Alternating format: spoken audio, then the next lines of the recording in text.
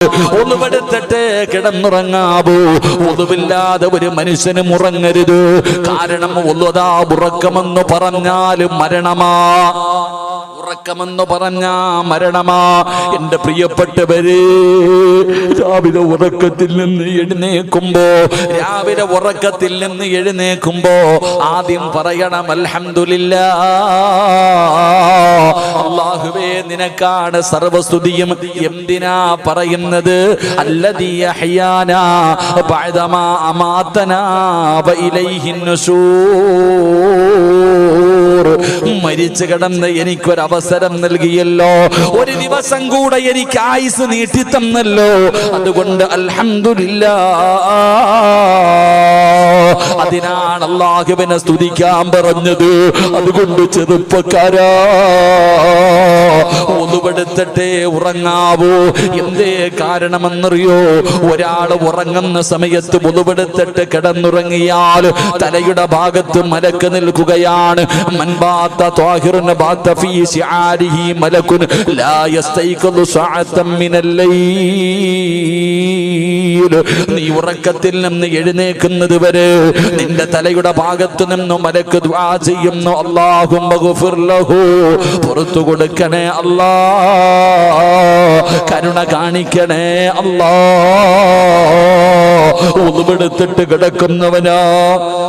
ഒന്നുപെടുത്തിട്ട് കിടക്കുന്നവനാ പടച്ചവനെ, ഇബാദത്തിന്റെ കൂലി കൊടുക്കണേ അല്ലാ. അതുകൊണ്ട് എന്റെ പ്രിയപ്പെട്ടവരോട് പറയുന്ന, ഉളുവില്ലാതെ ഒരാളും കിടന്നുറങ്ങരുത്. എന്റെ പ്രിയപ്പെട്ടവരെ, പ്രതിഫലമെന്ത്? ഇനി ഉറക്കത്തിൽ കിടന്നു മരിച്ചാലോ, എന്റെ പ്രിയപ്പെട്ടവരെ, നീ എത്ര വലിയ ഭാഗ്യവാനാ. എന്റെ പ്രിയപ്പെട്ടവരെ, മരിക്കുമ്പോ ഉളുവോടുകൂടി വേണം മരിക്കാൻ. പടച്ചവനെ, എന്തേ പ്രതിഫലമെന്ത്? ഉളുവോടുകൂടി മരിക്കലേറ്റം മെച്ചമാ. ജിബ്രീൽ വരുമെന്നും ഹദീസിൽ സ്പഷ്ടമാ. കാണണ്ടേ വാപ്പാ ജിബ്രീലിനെ? അല്ലാഹുവിന്റെ പ്രവാചകന്മാർക്ക് വഹീമായിട്ട് കടന്നു വന്ന മുഖറബുൽ അംലാക്ക് മലക്ക് ജിബ്രീൽ അലൈഹിസ്സലാമിനെ കാണാൻ നിനക്ക് ആഗ്രഹമുണ്ടോ? മരിക്കുന്ന സമയത്തു നിനക്ക് കാണണ്ടേ? റൂഹ് പിടിക്കാൻ വരുന്ന മലക്കുകളുടെ കൂടെ അസ്രായിൽ എന്ന് പറയുന്ന മലക്കും നിന്റെ ചാരത്ത് കടന്നു വരികയാ. എന്ത് ചെയ്താ? ഒന്നുപെടുത്തിട്ട് കിടന്നുറങ്ങിയാൽ ഒന്നുവോടുകൂടി മരിക്കുന്നവന് പടച്ച റബ്ബ് കൊടുക്കുന്ന പ്രതിഫലമാ. അതുകൊണ്ട് എന്റെ പ്രിയപ്പെട്ടവരോട് പറയുന്ന, ഒന്നുവില്ലാതെ ഉറങ്ങരുത്, ഒന്നുപെടുക്കാതെ ഉറങ്ങരുത്. ഒന്നുകൂടി കിടന്നുറങ്ങിയാൽ ഇബാദത്തിന്റെ കൂലിയാ. ഉണരുന്നത് വരെ മലക്കിന്റെ ദുആയാ. നാലാമതായിട്ട് അള്ളാന്റെ റസൂൽ എവിടെന്ന് പറയുന്നു, മലക്കുകൾ ഇഷ്ടപ്പെടുന്ന, മലക്കുകൾ ദുആ ചെയ്യുന്ന നാലാമത്തെ വിഭാഗം ആരെന്നറിയോ? മഹാനായ ആദരവായ പ്രവാചകൻ നബി മുഹമ്മദ് മുസ്തഫ സല്ലല്ലാഹു അലൈഹി വസല്ലമ തങ്ങൾ മുത്തി നബിയുടെ മേലിൽ സ്വലാത്ത് പറഞ്ഞാൽ അല്ലാഹുവിന്റെ മലക്കുകളുടെ ദുആ കിട്ടുന്ന നാലാമത്തെ വിഭാഗം നബി സല്ലല്ലാഹു അലൈഹി വസല്ലമ തങ്ങളുടെ പേരിൽ സ്വലാത്ത് പറയുന്നവന് വേണ്ടി മലക്കുകൾ ദുആ ചെയ്യുമെന്ന് നബിയിന റസൂലുള്ളാഹി. നബിയിന റസൂലുള്ളാഹി സല്ലല്ലാഹു അലൈഹി വസല്ലമ തങ്ങൾ പറയുന്നു, നബിയുടെ പേരിൽ സ്വലാത്ത് പറയുന്ന മനുഷ്യൻ, നബി സല്ലല്ലാഹു അലൈഹി വസല്ലമ തങ്ങളുടെ പേരിൽ ആരാണോ സ്വലാത്ത് പറയുന്നത്, ആ സ്വലാത്ത് പറയുന്നവന് വേണ്ടി മലക്കുകൾ ദുആ ചെയ്യും. അല്ലാഹു ഭാഗ്യം തരുമാറാകട്ടെ. മലക്കുകൾക്ക് നമ്മളെ വല്ലാത്ത ഇഷ്ടമാ സഹോദര. സ്വലാത്ത് പറയണം. ഇവിടുന്ന് പോകുമ്പോൾ, വരുമ്പോൾ, വണ്ടിയിൽ പോകുമ്പോൾ, ചുമ്മാതെ ഇരിക്കുമ്പോൾ സ്വലാത്ത് പറയുന്നവരെ മലക്കുകൾക്ക് വലിയ ഇഷ്ടമാ. നിങ്ങൾക്കറിയോ എൻ്റെ പ്രിയപ്പെട്ടവരെ, മഹാനായ അസ്രായിൽ അലിഹിസ്സലാം, അള്ളാഹുവിൻ്റെ പ്രവാചകന്റെ മുന്നിൽ അസ്രായിൽ കടന്നു വന്നു. അസ്രായിൽ എന്ന് പറയുന്ന മലക്ക് കടന്നു വന്നിട്ട് പറയുന്നു, നബി, എനിക്കിഷ്ടമാ നബിയെ, അങ്ങയുടെ മേൽ ആരെങ്കിലും സ്വലാത്ത് പറഞ്ഞാൽ അവരെ എനിക്ക് വലിയ ഇഷ്ടമാ. അള്ളാഹു നമ്മൾ ആ കൂട്ടത്തിൽ പെടുത്തുമാറാകട്ടെ. ഇന്നത്തെ ദിവസം ഒരു 10 സ്വലാത്ത് പറഞ്ഞു വരുന്ന കൈപൊക്കിക്കെ, നിസ്കരിച്ച സമയത്തല്ലാതെ. ബാക്കിയുള്ളവർക്കൊക്കെ തിരക്കാ അല്ലേ? നമ്മൾ മനസ്സിലാക്കണ്ടേ? ഒരു 10 പറയാൻ, ഒരു 10 സ്വലാത്ത് പറയാൻ നമ്മളെ കൊണ്ട് കഴിയുന്നില്ല. അപ്പൊ നിസ്കാരത്തിന് ശേഷമുള്ള 10 വെട്ടി, അപ്പൊ 50 അത് തന്നെ ഉണ്ട്. ആ നിസ്കാരത്തിന് ശേഷമുള്ള 10 പറഞ്ഞാൽ മതി, അല്ലാത്തപ്പോ പറയണ്ട. അതുപോലും പറയാൻ നമ്മൾ മടി. നിങ്ങൾക്കറിയോ, അസ്രായിൽ എന്ന് പറയുന്ന മലക്ക് മുത്തുനബി സല്ലല്ലാഹു അലൈഹി വസല്ലമ തങ്ങളുടെ ചാരത്ത് വന്നിട്ട് പറഞ്ഞു, നബിയേ, അങ്ങയുടെ മേല് സ്വലാത്ത് പറയുന്നവനെ എനിക്ക് വലിയ ഇഷ്ടമാ നബിയെ, എനിക്കവനെ സ്നേഹവാ, ഞാൻ അവനെ മറക്കൂല, എനിക്കവരോട് വല്ലാത്ത സ്നേഹമാണ്. എന്റെ പ്രിയപ്പെട്ടവരെ, അസ്രായിൽ എന്ന് പറയുന്ന മലക്ക് പറഞ്ഞു കൊടുക്കുകയാണ്, യാ റസൂലല്ലാഹ്, അങ്ങയെ സ്വലാത്ത് പറയുന്നവനെ എനിക്ക് വല്ലാത്ത ഇഷ്ടമാണ്, അവനോട് വല്ലാത്ത സ്നേഹമാണ്. അവന്റെ റൂഹ് പിടിക്കുന്നത് എങ്ങനെയാണെന്നറിയുവോ നബിയേ? സ്വലാത്ത് പറയുന്നവര് ഓരോ ദിവസവും അല്ലാഹുവിന്റെ പ്രവാചകന്റെ മേല് സ്വലാത്ത് പറയുന്ന പെങ്ങളെ, നിനക്ക് വേണ്ടി അല്ലാഹുവിന്റെ മലക്കുകൾ ദുആ ചെയ്യുകയാണ്. അസ്രായിൽ എന്ന് പറയുന്ന മലക്കിന്റെ പേര് കേൾക്കുമ്പോഴേ നിനക്ക് പേടിയല്ലേ? എങ്കിൽ ആ മലക്ക് അല്ലാഹുവിന്റെ പ്രവാചകനോട് പറയുന്നു, അങ്ങയുടെ മേലെ സ്വലാത്ത് പറയുന്നവന് എനിക്കവനെ വല്ലാത്ത ഇഷ്ടമാണ്, എനിക്കവനോട് വല്ലാത്ത സ്നേഹമാണ്. ഞാനവന്റെ റൂഹ് പിടിക്കുന്നത് എങ്ങനെയാണെന്നറിയോ നബിയേ? ഞാനവനെ വേദനിപ്പിക്കില്ല, അവന്റെ മരണവേദന കുറച്ചു കൊടുക്കുകയാണ്. എങ്ങനെയാണ് റൂഹ് പിടിക്കുന്നതെന്നറിയോ? അന അഖ്ബിദു റൂഹഹു കമാ അഖ്ബിദുൽ അർവാഹുൽ അംബിയാ. സ്വലാത്ത് പറഞ്ഞവർ കൈപൊക്കാൻ പറഞ്ഞപ്പോ ഇവിടെ ഇരുന്നു കൊണ്ട് കൈപൊട്ടിയ മനുഷ്യ, നിന്റെ റൂഹ് പിടിക്കുന്നത് എങ്ങനെയെന്നറിയുവോ? ഈ ലോകത്ത് കടന്നു വന്ന 1,24,000 പരം വരുന്ന പ്രവാചകന്മാരുണ്ടല്ലോ.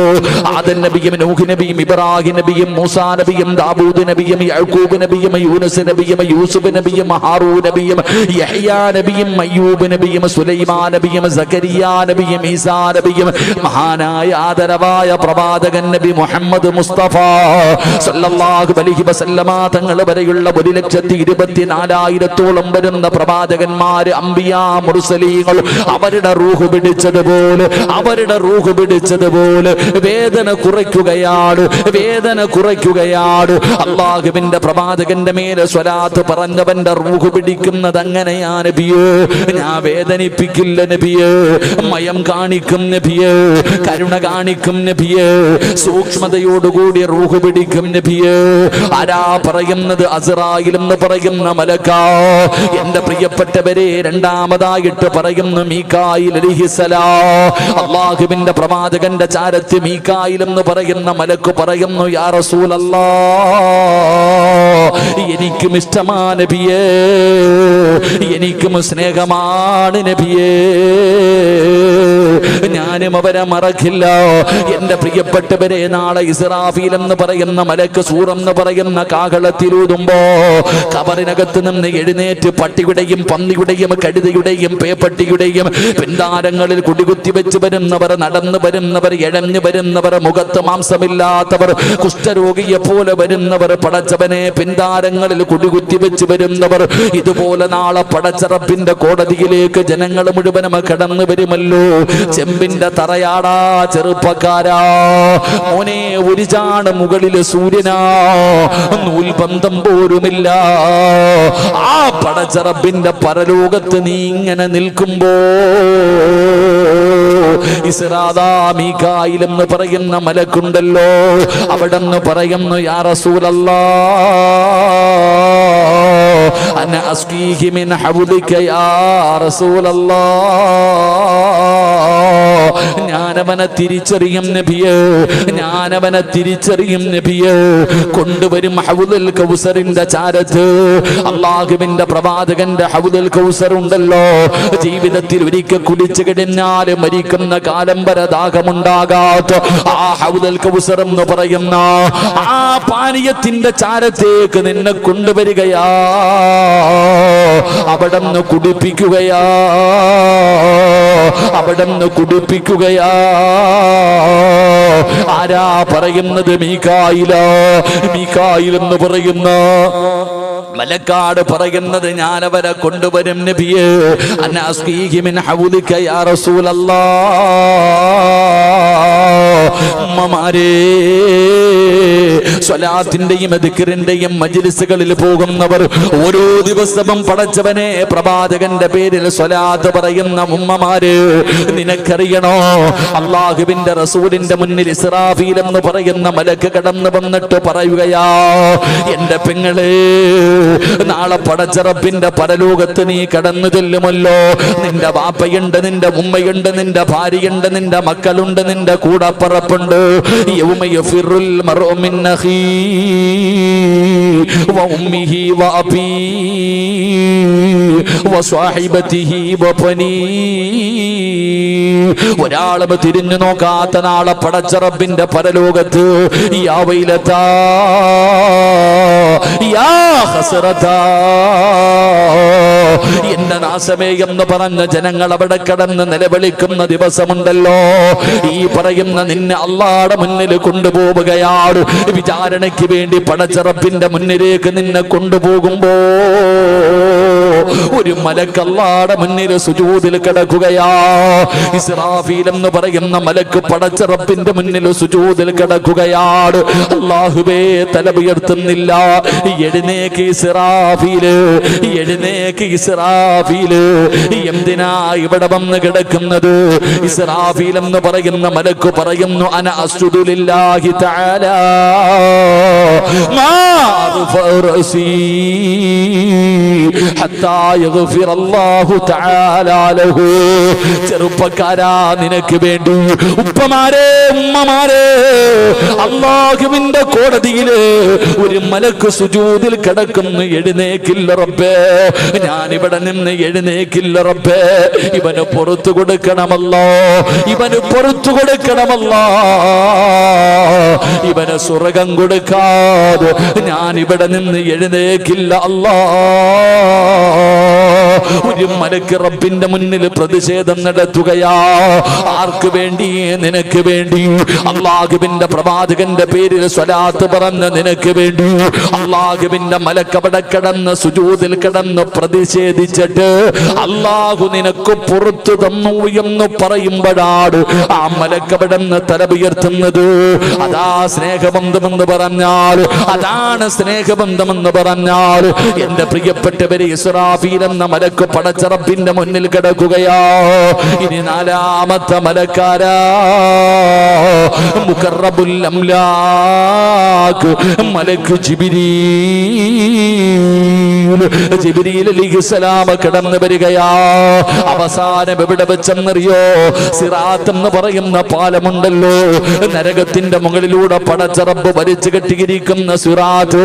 അസ്വിറാത്തു അലാ ജഹന്നം മിസ്ലു ഹർഫി സൈഫി. വാളിന്റെ അഗ്രഭാഗത്തിനേക്കാളും മൂർച്ചയുള്ള വല്ലാത്ത ഇരുള് മൂടിയ വഴുവഴുപ്പുള്ള നരകത്തിന്റെ തീകളും കൊളുത്തുകളും കിടന്ന് പരക്കം പായുന്ന നരകത്തിന്റെ മുകളിൽ വലിച്ചു കെട്ടിയിരിക്കുന്ന ലക്ഷക്കണക്കിന് കിലോമീറ്ററുകൾ ദൂരമുള്ള ആ സിറാത്ത് എന്ന് പറയുന്ന പാലത്തിന്റെ മുന്നിലെത്തുമ്പോ പേടിയാവുപ്പാ, പേടിയാവുമ്മ. തന്റെ കണ്ണിന്റെ മുന്നിൽ മനുഷ്യന്മാര് നരകത്തിലേക്ക് വീഴുന്നത് കാണുമ്പോ പേടിച്ച് നീ ഇങ്ങനെ നിൽക്കുകയാ. ആ സമയത്ത് വരുന്നു മുഖറബുൽ അംലാക്ക് മലക്ക് ജിബ്രീൽ. ജിബ്രീൽ അലൈഹിസ്സലാം കടന്നു വരികയാ. എന്തിനാ പേടിക്കുന്നത്? അന ആഖിദം ബിയദിഹി വയമുറു അലസ്സിറാത്ത്. ജിബ്രീൽ പിടിക്കുന്ന കയ്യിൽ ഞാൻ കൊണ്ടുപോകാ, ഞാൻ കൊണ്ടുപോകാ. നീ മുത്തി നബിയെ സ്നേഹിച്ചവനല്ലോ, അല്ലാഹുവിന്റെ പ്രവാചകന്റെ പേരിൽ എല്ലാ ദിവസവും സലാത്ത് പറഞ്ഞവനല്ലോ. നിന്നെ ഞാൻ കൊണ്ടുപോകാ സ്വർഗത്തില്. ആ മലക്ക് കയ്യിൽ പിടിച്ച് നിന്നെ സ്വർഗത്തിലേക്ക് കൊണ്ടുപോകുമെന്ന് മഹാനായ നബി മുഹമ്മദ് മുസ്തഫ സല്ലല്ലാഹു അലൈഹി വസല്ലമ തങ്ങൾ പറഞ്ഞു തരുമ്പോ മടി വേണ്ട, പ്രയാ പ്രയാസം വേണ്ട. അല്ലാഹുവിന്റെ റസൂലിന്റെ പേരിലുള്ള സ്വലാത്തുകൾ കൊണ്ട് നിന്റെ നാവ് ഇങ്ങനെ നനച്ചോ. ആ മദീനയുമായിട്ടൊരു ബന്ധമുണ്ടാക്കിക്കോ, റൗള ശരീഫുമായിട്ടൊരു ബന്ധമുണ്ടാക്കിക്കോ. മലക്കുകൾ നിന്റെ സ്വലാം അവിടെ കൊണ്ടുപോയി എത്തിക്കണമല്ലോ. അതുകൊണ്ട് അള്ളാന്റെ റസൂല് പറയുകയാ, മലക്കുകളുടെ ദുആ കിട്ടുന്ന ഒന്നാമത്തെ വിഭാഗമാരാ ജീവിതത്തിൽ ചെയ്തു പോയ പാപം അല്ലാഹുവിന്റെ മുന്നിൽ ഏറ്റു പറയുന്നവരാ. രണ്ടാമത്തെ വിഭാഗമാരാ പടച്ചവനെ തന്റെ കൂട്ടുകാരനില്ലാത്ത സമയത്ത് അവന് വേണ്ടി ദുആ ചെയ്യുന്നവനുണ്ടല്ലോ. മൂന്നാമത്തെ വിഭാഗമാരാ പടച്ച റബ്ബേ സ്വലാത്ത് പറയുന്നവരുണ്ടല്ലോ, സ്വലാത്ത് പറയുന്നവരുണ്ടല്ലോ. അവർക്ക് വേണ്ടി അല്ലാഹുവിന്റെ മലക്കുകൾ ദുആ ചെയ്യുകയാ. അവർക്ക് വേണ്ടി മലക്കുകൾ ദുആ ചെയ്യുമെന്ന് ആദരവായ പ്രവാചകൻ നബി മുഹമ്മദ് മുസ്തഫ സല്ലല്ലാഹു അലൈഹി വസല്ലമ തങ്ങൾ പറയുമ്പോ അഞ്ചാമത്തെ വിഭാഗമാരെന്നറിയുവോ? ഉറങ്ങല്ലേ, ഉറങ്ങല്ലേ. ഈ നിമിഷം നമ്മൾ അല്ലാഹുവിന്റെ മലക്കുകളുടെ ദുആ കേൾക്കാൻ പോകുകയാ. പടച്ചവനെ അതാ ഈ തീടാറായി കിടക്കുന്ന മദ്രസയുണ്ടല്ലോ, പടച്ചവനെ ഒന്ന് മാറണമല്ലോ. ഇത്രയും പണിയെത്തിയിരിക്കുകയാണ്. ഇനി നിങ്ങൾ വിചാരിച്ചാലല്ലാതെ ഇത് പണിയാൻ പറ്റുകയില്ല. അങ്ങനെ ഒരു സാഹചര്യം വന്നിരിക്കുകയാ. എന്റെ പ്രിയപ്പെട്ട സഹോദരങ്ങളെ, സഹോദരിമാരെ, അള്ളാന്റെ ദീനിന് വേണ്ടി നിങ്ങൾക്കറിയുമല്ലോ, ഈ നിങ്ങൾ പഠിച്ച മദ്രസയല്ലേ അപ്പൊ ഈ ഷെഡ്, ഇതെങ്ങാനും തലയിൽ ഇടിഞ്ഞു വീണാലോ, അള്ളാഹു കാക്കുമാറാകട്ടെ. നരച്ചുക്ക് എടാ, ഇത്രയും പരിതാപകരമായ അവസ്ഥയിൽ ഇങ്ങനെ ഒരു മദ്രസ ഇവിടെ കിടന്നിട്ട് നിങ്ങൾക്ക് കണ്ണ് കാണുന്നില്ലേ സഹോദര? ഇവിടെ മക്കൾ വരുന്നില്ലേ? ഇവിടെ അല്ലേ ഖുർആൻ ഓതാൻ പഠിപ്പിക്കുക? ഇവിടെ അല്ലേടാ മയ്യത്ത് കുളിപ്പിക്കാൻ പഠിപ്പിക്കുക? ഇവിടെ അല്ലേ മയ്യത്ത് നിസ്കരിക്കാൻ പഠിപ്പിക്കുക? നിസ്കരിക്കാനും സർവ്വ ഇൽമുകളും പഠിപ്പിച്ചു കൊടുക്കുന്ന ഈ മദ്രസ ഇത് ഇങ്ങനത്തെ ഒരു അവസ്ഥയിൽ കിടക്കുന്ന കണ്ടിട്ട് നിന്റെ കണ്ണ് തുറക്കണില്ലെങ്കിൽ ഇനി എന്ന് തുറക്കാനാ? ആ പിഞ്ചു മക്കൾ, നിങ്ങൾക്കറിയോ മദ്രസയിലേക്ക് നടന്നു വരുന്ന മക്കൾ എത്ര വലിയ മഹത്വമുള്ളവരാ. ആ മക്കൾ ഇവിടെ വന്നിട്ട് എല്ലാ ദിവസവും ഒരു ഫാത്തിഹ ഓതും പഠിക്കുന്നതിന് മുമ്പ്. അവിടെ നിന്ന് ഫാത്തിഹ ഓതിയിട്ടാ തുടങ്ങുക. പിരിയുമ്പോ 3 സലാത്ത് പറയുമല്ലോ. പള്ളിക്കാട്ടി കിടക്കുമ്പോ കിട്ടും അത് നിനക്ക്. സ്വന്തം മക്കളെന്ന് ഉപ്പയുടെയും ഉമ്മയുടെയും മയ്യത്ത് കുളിപ്പിക്കാൻ പോലും അറിയാത്ത മക്കൾ, നിങ്ങൾ ചിന്തിക്കാത്തതിൻ്റെ. അതുകൊണ്ട് അൽഹംദുലില്ലാ, എൻ്റെ പ്രിയപ്പെട്ടവരോട് ഞാൻ പറയാം, ഇന്ന് നിങ്ങളുടെ ചില വീടുകളിലേക്ക് മലക്കുകൾ വരും. അള്ളാഹു ഭാഗ്യം തരുമാറാകട്ടെ. ഇന്ന് ഈ സദസ്സിലിരിക്കുന്ന ചില ആൾക്കാരുടെ വീട്ടിൽ ആര് വരും? അസ്രായേലല്ല, മലക്ക് വരും. അള്ളാഹു ഭാഗ്യം തരുമാറാകട്ടെ. അസ്രായേൽ എന്തായാലും നിന്നെ കൊണ്ടുപോകാൻ വരും. അള്ളാഹു നല്ല മരണം തരുമാറാകട്ടെ. എൻ്റെ പ്രിയപ്പെട്ട സഹോദരിമാര്, പെങ്ങളെ, ഇന്ന് അള്ളാന്റെ മലക്കുകൾ നിന്റെ വീട് തേടി വരണം. ഇന്നുവരാരും വന്നിട്ടില്ലെങ്കിൽ ഇന്നത്തെ രാത്രി നിന്റെ വീട്ടിലേക്ക് അള്ളാന്റെ മലക്കുകളെ വിളിച്ചിറക്കാൻ പറ്റുമോ? നിനക്ക് പറ്റും പെങ്ങളെ. നിന്റെ ശരീരത്ത് കിടക്കണ സ്വർണ്ണം ഊരാൻ പറ്റുമോ? നിന്റെ ശരീരത്ത് കിടക്കണ സ്വർണ്ണമിടാത്ത ഒരെണ്ണം പോലുമില്ല. എന്റെ പ്രിയപ്പെട്ടവരെ, നിങ്ങൾക്കറിയണോ, അല്ലാഹുവിന്റെ വീട് കാണാൻ അല്ലാഹുവിന്റെ മലക്കുകൾ കടന്നു വരുന്ന ഈ മജ്ലിസിലിരിക്കുന്ന ചിലരുടെ വീട് കാണാൻ ഇന്നും മലക്കുകളുടെ തിരക്കാ. എന്റെ പ്രിയപ്പെട്ടവരെ, മലക്ക് വന്ന ഒരു വീട് പറയട്ടെ. അല്ലാഹുവിന്റെ മലക്കുകൾ സന്ദർശനം നടത്തിയ ഒരു വീട് പറയാ. നമ്മുടെ വീട് എങ്ങനെയാകണേ, നമ്മുടെ വീട് എങ്ങനെയാകണേ. മഹാനായ എന്റെ പ്രിയപ്പെട്ടവരെ, നിങ്ങളുടെ ചരിത്രം എടുത്തു നോക്കൂ.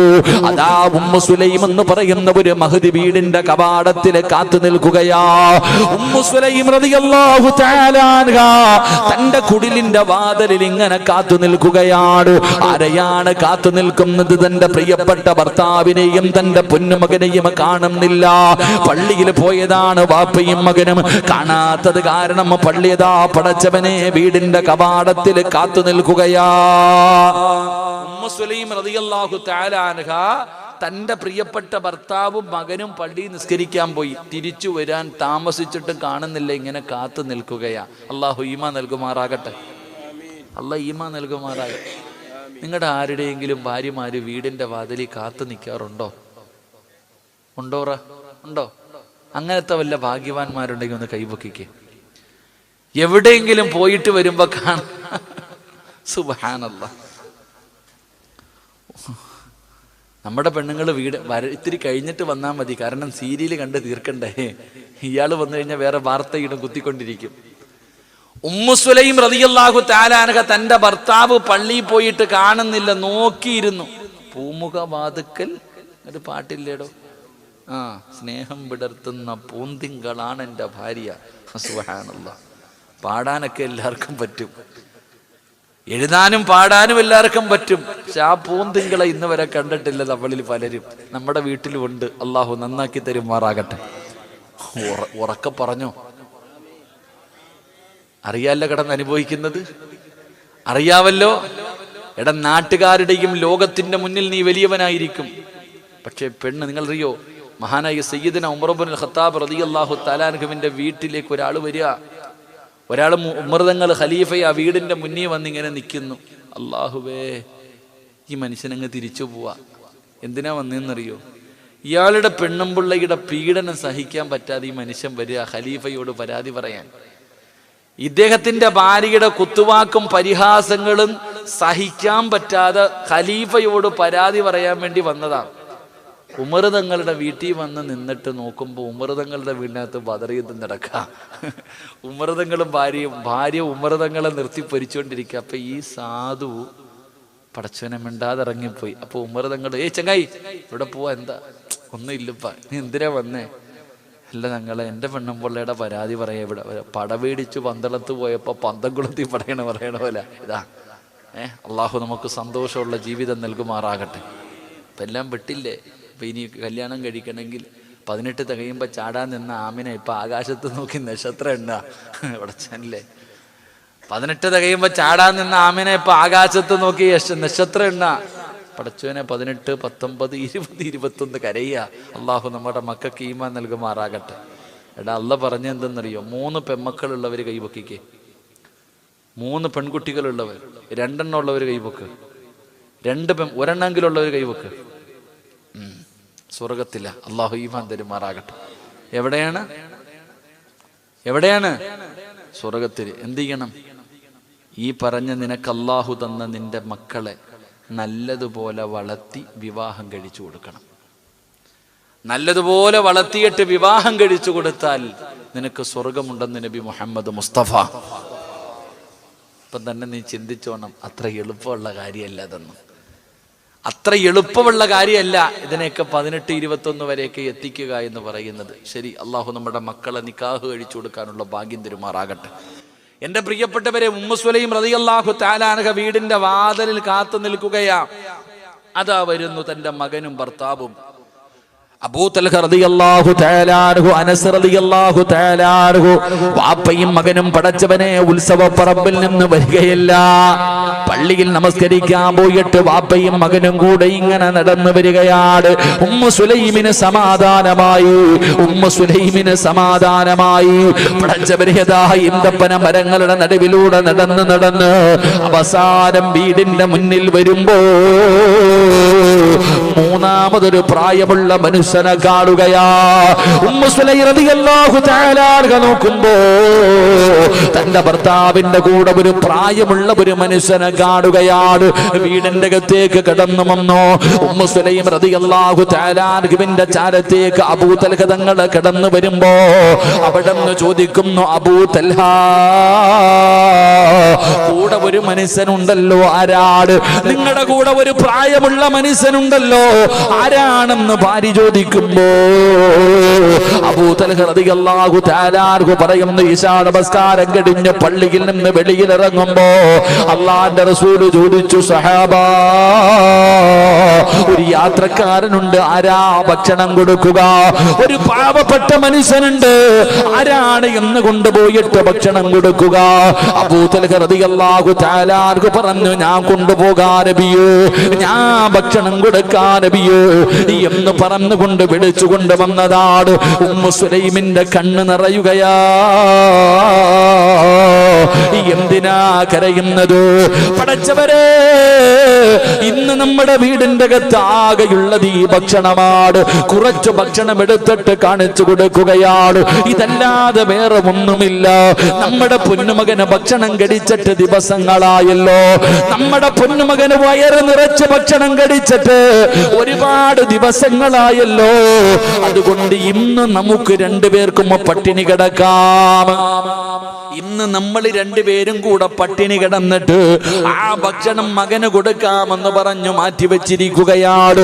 പിന്നെ എങ്ങനാ വീടിന്റെ വെളിയിൽ നിൽക്കുന്ന മനുഷ്യന് ഭക്ഷണം കൊടുക്കുന്നത്? അല്ലാഹുവേ, സങ്കടമായി ഭാര്യയും ഭർത്താവും കൂടെ അടുക്കളയ്ക്കകത്തിരുന്ന് കരയുകയാ. പടച്ചവനെ, അനസറിയുന്നില്ല. അനസെന്ന് പറയുന്ന പൊന്നുമോന് വാപ്പയും ഉമ്മയും കാണാതെ വന്നപ്പോ അടുക്കളയ്ക്കകത്ത് വരുമ്പോ രണ്ടുപേരും ഇരുന്ന് കരയുകയാണ്. എന്തേ ഉപ്പാ, എന്തേ ഉമ്മ, മോനെ അനസേ, വാപ്പ വിളിച്ചു കൊണ്ടുവന്ന മനുഷ്യന് കൊടുക്കാൻ ഭക്ഷണമില്ല. ഇന്ന് മോന് കഴിക്കാനുള്ളതേ ഉള്ളൂ. ഞങ്ങള് പോലും ഇന്ന് പട്ടിണിയാ മോനെ. പടച്ചവനെ, അടുക്കളയില് വാപ്പയും ഉമ്മയും മകനും കൂടെ മിണ്ടാതെ അടുക്കളയിൽ ഇരുന്ന് കരയുകയാ. അപ്പോഴാണ് സ്വാലിഹത്തായ ഉമ്മു സുലൈം എന്ന് പറയുന്ന ഭാര്യ പറയുന്നു, അബൂ തൽഹ, ഒരു തന്ത്രം ഞാൻ പറഞ്ഞു തരട്ടെ, ഒരു വടി ഞാൻ പറഞ്ഞു തരാ. എന്തേ പെണ്ണ്, ഇരിക്കുന്ന ഭക്ഷണം മുഴുവനും ഒരു പാത്രത്തിലിടൂ. എന്നിട്ട് നിങ്ങളും 3 പേരും കൂടെ ഒരുമിച്ച് കഴിക്കാതിരിക്കൂ. എന്നിട്ട് ഉമ്മ അനസിനോട് പറയുകയാ, എന്റെ പെങ്ങളെ, 11 വയസ്സുള്ള കുഞ്ഞാ, 11 വയസ്സിന് താഴെ പ്രായമുള്ള അനസ് എന്ന് പറയുന്ന പൊന്നുമകൻ ഭക്ഷണം കഴിച്ചിട്ട് ദിവസങ്ങളായി. അവനോട് ഉമ്മ പറഞ്ഞു, മോനെ, നിങ്ങൾ 3 പേരും കൂടെ ഭക്ഷണം കഴിക്കാതിരിക്കണം. ആ മനുഷ്യൻ പാത്രത്തിലേക്ക് കൈയിട്ട് കഴിഞ്ഞാൽ അടുത്തിരിക്കുന്ന വിളക്ക് നീ അങ്ങ് തട്ടി അണച്ച് കളയണം. ഉമ്മ മകനോട് പറഞ്ഞു കൊടുക്കുകയാ, അടുത്തിരിക്കുന്ന വിളക്ക് നീ തട്ടി അണയ്ക്കണം. എന്നിട്ട് എന്റെ മോന് കഴിക്കരുത്, കഴിക്കുന്നവനെ പോലെ അഭിനയിക്കണം. എന്റെ മകനെ, നീ ഭക്ഷണം കഴിക്കുന്നത് പോലെ അഭിനയിക്കണം. മകനെ, മോൻ ഭക്ഷണം വാരി തിന്നരുത്. പടച്ചവനെ, ഭക്ഷണം എടുത്തു വെച്ചു. 3 പേരും കൂടെ പാത്രത്തിന്റെ ചുറ്റുഭാഗത്തിരുന്നു. ഭക്ഷണ പാത്രത്തിലേക്ക് നോക്കി, ഉമ്മയുടെ മുഖത്ത് നോക്കി. അല്ലാ, സ്വാലിഹായ അനസ് എന്ന് പറയുന്ന പൊന്നുമോന് വിളക്കടച്ചുപ്പാ, വിളക്ക് തട്ടിയിട്ടണച്ചു. എന്നിട്ട് കഴിക്കുന്നവരെ പോലെ അഭിനയിച്ചു. ആ വന്ന മനുഷ്യൻ ഇതൊന്നും അറിയാതെ ഭക്ഷണം കഴിച്ചു. അൽഹംദുലില്ലാഹ് എന്ന് സലാം പറഞ്ഞ് അവിടെ നിറങ്ങി പോവുകയാ. ഇവര് 3 പേരും ഒന്ന് രാത്രി ഉറങ്ങി. വിശന്ന് തളർന്നു കിടന്നിട്ട് എപ്പോഴോ ഉറങ്ങി. അല്ലാഹുവേ, സുബഹിന്റെ ബാങ്ക് വിളിച്ചപ്പോ അബൂ തൽഹ റളിയല്ലാഹു തആല അൻഹു ചാടി എഴുന്നേറ്റു. എന്നിട്ട് ഉമ്മു സുലൈമിനെ വിളിച്ചുണർത്തി. മകനെ വിളിച്ചുണർത്താൻ പറഞ്ഞു. പള്ളിയിലേക്ക് പോകാൻ വേണ്ടി വിളിച്ചുണർത്താൻ പറഞ്ഞു. മോനെ വിളിക്കുമ്പോ എഴുന്നേക്കുന്നില്ല, തളർന്നു കിടക്കുകയാ. ഉപ്പാ, എനിക്ക് നടക്കാൻ പറ്റില്ല ഉപ്പ തോളിൽ കയറ്റി പള്ളിയിൽ കൊണ്ടുപോകാവൂരേ, നിന്നെ ഉപ്പയുടെ ചുമലിൽ കയറ്റിയിട്ട് കൊണ്ടുപോകാ. അവസാനം തന്റെ പൊന്നുമകനെ എടുത്ത് ചുമലിൽ വെച്ച് പള്ളിയിൽ കൊണ്ടുപോയി. നമസ്കാരം കഴിഞ്ഞപ്പോ അല്ലാഹുവിന്റെ റസൂല് ചോദിക്കുന്നു, അയിന അബൂ തൽഹ, എന്റെ അബൂ തൽഹ എവിടെ? ഏറ്റവും പുറകിലിരുന്ന് പറയുന്നു, ലബ്ബൈക യാ റസൂലല്ലാഹ്, ഞാനിവിടെ മുണ്ടി നബിയേ, ഞാനിവിടെ മുണ്ടി നബിയേ. അല്ലാഹുവിന്റെ പ്രവാചകൻ അടുത്ത് വിളിച്ചിട്ട് പറയുകയാ, ഇന്നലെ വിളക്കണച്ചിട്ട് നടത്തിയ വിരുന്നുണ്ടല്ലോ, അത് അല്ലാഹുവിനെ വല്ലാതെ ഇഷ്ടപ്പെട്ടു. അബൂ തൽഹ റളിയല്ലാഹു തആല അവിടുന്ന് ചോദിച്ചു, നബിയേ, ഞങ്ങളുടെ വീടിന്റെ അകത്ത് നടന്നത് നിങ്ങളെങ്ങനെ അറിഞ്ഞു നബിയേ? നിങ്ങളെങ്ങനെ അറിഞ്ഞു നബിയേ? അല്ലാഹുവിന്റെ റസൂല് പറഞ്ഞു, അബൂ തൽഹ, ഖുർആനിൽ ആയത്തിറങ്ങി, നിന്റെ വീടിനെ കുറിച്ച് ഖുർആനിൽ ആയത്തിറങ്ങി. വല്ലദീന തബവ്വഉ الدار والإيمان من قبلهم يحبون من هاجر إليهم ولا يجدون في صدورهم حاجة مما أوتوا ويؤثرون على أنفسهم ولو كان بهم خصاصة. അല്ലാഹുവിന്റെ ഖുർആനിൽ ഇന്നലെ ആയത്തിറങ്ങി. ജിബ്രീൽ വന്നിട്ട് ഓതിക്കൊടുക്കുകയാ, ഖുർആൻ പറഞ്ഞ വീടാ, ഖുർആൻ പറഞ്ഞ വീടാ. അല്ലാഹുവിന്റെ പ്രവാചകൻ അവിടുന്ന് പറഞ്ഞു കൊടുത്തു, അബൂ തൽഹ, ഇന്നലെ തിരക്കായിരുന്നു, നിന്റെ വീട് കാണാൻ സുബഹി വരെ മലക്കുകൾ ഇറങ്ങി വന്നു. അബൂ തൽഹ, ഇന്നലെ സുബഹി വരെ നിന്റെ വീട് കാണുന്നതിന് വേണ്ടി മലക്കുകൾ ഇറങ്ങി വരികയാ. നീയും നിന്റെ ഭാര്യയും നിന്റെ പൊന്നുമകനും കൂടെ പട്ടിണി കിടക്കുന്നത് കാണാൻ. ഒരു പാവപ്പെട്ടവന് ഭക്ഷണം കൊടുത്തിട്ട് നീയും നിന്റെ ഭാര്യയും മകനും കൂടെ കിടന്നുറങ്ങുന്നത് കാണാൻ അള്ളാഹുവിന്റെ മലക്കുകൾ സുബഹി വരെ ഇറങ്ങി വന്നെന്ന് നബി മുഹമ്മദ് മുസ്തഫ സല്ലല്ലാഹു അലൈഹി വസല്ലമ തങ്ങൾ പറയുമ്പോൾ, എൻ്റെ പ്രിയപ്പെട്ട സഹോദരങ്ങളെ, അള്ളാഹുവിന്റെ മലക്കുകൾ സന്ദർശിക്കാൻ വരുന്ന വീടാകണം നമ്മുടെ വീട്. നമ്മുടെ വീടുകളിലേക്കും അള്ളാഹുവിന്റെ മലക്കുകൾ കടന്നു വരണം. എൻ്റെ പ്രിയപ്പെട്ടവരെ, നിങ്ങളുടെ കണ്ണിൻ്റെ മുന്നിൽ ഈ പകുതി പണിയിട്ടിരിക്കുന്ന ഈ ബിൽഡിംഗ് നിങ്ങൾ കാണുന്നുണ്ട്, നിങ്ങളുടെ കണ്ണിൻ്റെ മുന്നിൽ. അതുകൊണ്ട് ഇടിഞ്ഞു വീറാഴായിരിക്കുന്ന ഈ ഒരു മദ്രസയും നിങ്ങൾ കാണുന്നു. എൻ്റെ പ്രിയപ്പെട്ടവരെ, നിങ്ങളെ കൊണ്ട് കഴിയുന്നത് നിങ്ങൾ കൊടുക്ക്. നിങ്ങൾ ലക്ഷണങ്ങൾ കൊടുക്കണമെന്ന് ഞാൻ പറയുന്നില്ല. എൻ്റെ പ്രിയപ്പെട്ട ഉമ്മമാരും ഉപ്പമാരും പഠിക്കണം. കുറച്ച് 2-3 ആഴ്ചകൾക്ക് മുമ്പ് കണ്ണൂർ ജില്ലയിൽ ഒരു മനുഷ്യൻ മരണപ്പെട്ടു.